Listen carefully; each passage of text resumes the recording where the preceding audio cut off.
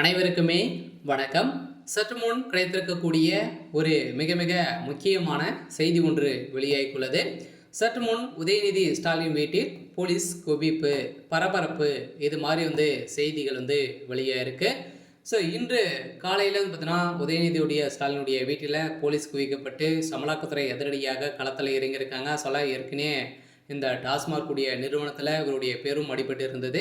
So இதன் அடிப்படையில் தான் திமுகவுடைய முக்கிய புள்ளிகள் வீட்டில் அனைவருடைய வீட்டிலும் ரைடுகள் நடந்ததுக்கு. ஸோ அதே மாதிரி பார்த்தீங்கன்னா ஏற்கனவே செந்தில் பாலாஜி, ஸோ அதே மாதிரி எம்பி ஜெகத் ரட்சகன், ஸோ ஏற்கனவே அதுக்கு முன்னாடி பார்த்தீங்கன்னா அமைச்சர் துரைமுருகன் அவருடைய வீடியோ தொடர்ந்து 3 நாட்களாகவே நடந்தது. ஸோ அதே மாதிரி டாஸ்மாக் உடைய நிறுவனத்திலும் ஸோ 3 நாட்களாகவே நடந்த ரைடின் அடிப்படையில் தான் இப்போ உதயநிதி ஸ்டாலின் அவர்கள் அங்கு கிடைத்த ஆதாரத்தின் அடிப்படையில் வசமாக சிக்கியிருக்காரு. இந்த ஆரத்தின் அடிப்படையில் தான் இப்போ உதயநிதியுடைய வீட்டில் ஸோ அதிரடியாக இன்று காலை பார்த்தீங்கன்னா தொடங்கியிருக்கு. So ride தொடங்கியிருக்காங்க. சில எத்தனை நாட்கள் போகும் அப்படின்றத ஸோ தெரியல. இருந்தாலுமே உதயநிதி ஸ்டாலினுடைய வீட்டில் இது வரைக்குமே பார்த்தீங்கன்னா மூட்டையாக பணங்கள் சிக்கியிருக்கு. இப்போ பார்த்தீங்கன்னா 1000 கோடிக்கு மேலே மெகா ஊழல் ஸோ இந்த டாஸ்மாக் நிறுவனத்தில் நடந்திருக்கு அப்படின்னு மாதிரி அதிகாரப்பூர்வமாக அமலாக்கத்துறை வெளியிட்டு இருந்தாங்க.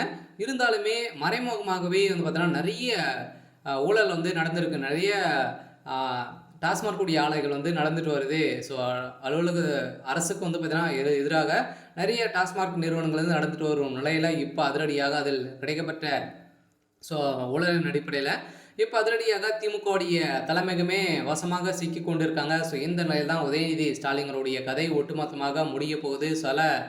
ஸோ உதயநிதியுடைய வீட்டிலும் அதே மாதிரி அவருடைய நண்பர்கள், சொந்த பந்த வீடுகள் அனைவருடைய வீடுகளும் பார்த்தீங்கன்னா ரைடுகள் நடக்க போகிறதாக கொடுத்துருக்காங்க. உதயநிதியுடைய கதை ஒட்டுமொத்தமாக முடிந்திருக்கு.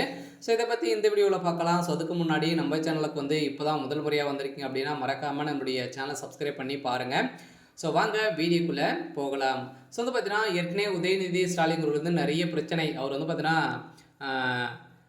ஸோ துணை முதல்வர் ஆனதுலேருந்தே ஒரு மிகப்பெரிய பிரச்சனைகள் தான் இருக்கார். அவருக்கு வராத திமுகவுடைய தலைமையகத்துக்கு பார்த்தீங்கன்னா வராத நெருக்கடியெல்லாம் ஸோ வந்திருக்கக்கூடிய நிலையில் தான் இப்போ திமுகவுடைய தலைமையகத்தையே ஒழிக்கக்கூடிய அளவிற்கு செந்தில் பாலாஜி அவர்கள் செய்த மெகா ஊழலின் அடிப்படையில் அவர் கொடுத்த வாக்குமூலத்தின் அடிப்படையிலும் இப்போ உதயநிதியுடைய ஸ்டாலின் சம்மந்தப்பட்ட நிறுவனங்களும் ரைடுகளும் நடந்திருக்கு. ஸோ அதெல்லாம் பார்த்தீங்கன்னா உதயநிதியுடைய மனைவி கிருத்திகா அவர்கள் பார்த்தீங்கன்னா இதில் வசமாக சிக்கியிருக்காங்க. ஏற்கனவே போதைப்பொருள் மருந்து கடத்தல சிக்கியிருக்காங்க. இந்த விவகாரத்தின் அடிப்படையிலும் உதயநிதியுடைய வீட்டில் தொடர்ந்து ரைடுகள் ஸோ நடக்கும் அப்படிங்கிற மாதிரி சொல்லியிருக்காங்க.